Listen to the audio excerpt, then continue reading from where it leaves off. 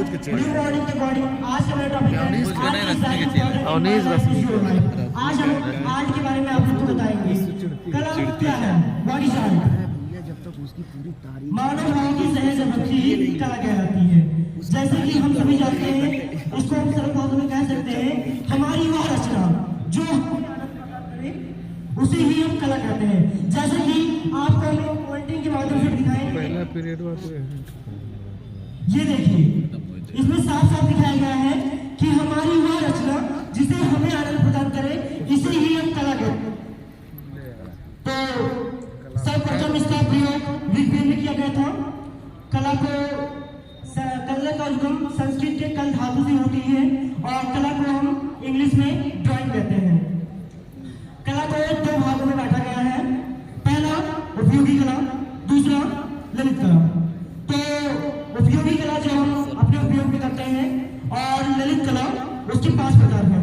जैसे पहले है स्थापित कला, संगीत कला, काव्य कला, चित्रकला और मूर्ति कला।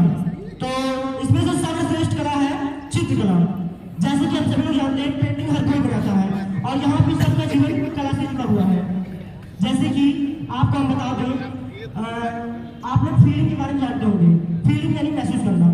जैसे कि आप फील कीजिए, हम लोग एक नदी के किनारे हैं और नदी का वो सुनहरा दृश्य जब सूरज निकलता है, तो ये वही दृश्य है जब प्रातःकालीन दृश्य जब सूरज निकलता है और चिड़ियों का वह झुंड चूचियाता हुआ अपने एक ओर से निकलता है। तो सूरज की पहली किरण जब धरती पर पड़ती है और वहीं से नए सवेरे का कार्यक्रम स्टार्ट होता है। जैसे कि हम लोग न्यू मॉर्निंग के अकॉर्डिंग नए दिन नई चीजें सीखते हैं, वैसे ही नया सवेरे कार्यक्रम नया दिन आपके जीवन में नए उमंग, खुशियां सब चीजें लाता है। तो इसको हम इसी प्रकार से जानते हैं।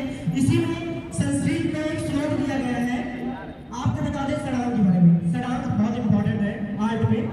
षडांग के एक श्लोक है, रूपभेदा प्रमाणी भावनम योजनम सदृश वर्णिका भंगा इति चित्र संयम। रूपभेदा के मतलब रूपों में भेद होना, प्रमाणी चीजों में प्रमाणित होना आवश्यक है। भावनम बिना भाव के कोई चित्र सजीव नहीं होता। योजना बिना योजना के कोई भी बनाया गया चित्र सफल नहीं होता। सदृश जो जैसा है उसे वैसा ही बनाना। वर्णिका बिना रंगों के चित्र आवश्यक माना नहीं जाता। सायकम बिना किसी की सायकम मतलब होता है बिना रंगों के चित्र सदृश माना नहीं जाता। यह सदृश सायकम षडांग का आवश्यक अंग है। तो षडांग के बारे में हम जान लिए। षडांग बहुत इंपॉर्टेंट है आर्ट में। ये षडांग आपको आज बता दें, एलोरा की गुफाएं आप लोग जानते होंगे। महाराष्ट्र में एलोरा की गुफाएं स्थित है। महाराष्ट्र में क्वेश्चन बनता है कि एलोरा की गुफाएं कहाँ पर स्थित है। तो एलोरा की गुफाएं महाराष्ट्र में स्थित है, जो कि पहले 30 गुफाएं थी। अब वहाँ पे एक तो टूट गई है और अब 29 बची हुई है। तो एलोरा की गुफाएं में बहुत तरह से संबंधित चित्र बने हुए हैं, जहाँ पे उसमें ये नजारा है कि प्राकृतिक की किरणें जब पानी पे पड़ती है और पानी से पड़ के जब दीवारें पर टकराती है, तभी वो चित्र, वो दृश्य देखने को मिलता है। और वो दृश्य एकदम बहुत ही सुनहरा होता है। बहुत कभी लोग देख नहीं पाते हैं क्योंकि वो बहुत ही इंपॉर्टेंट है, बहुत डीप है। तो आपको अपनी चीज से तुलना करते हैं। जैसे कि प्राकृतिक दृश्य जो प्राकृतिक है वो मानव निर्मित में बहुत ही अंतर है। मानव निर्मित कितना भी कर ले, लेकिन प्राकृतिक की कमी नहीं कर सकते। तो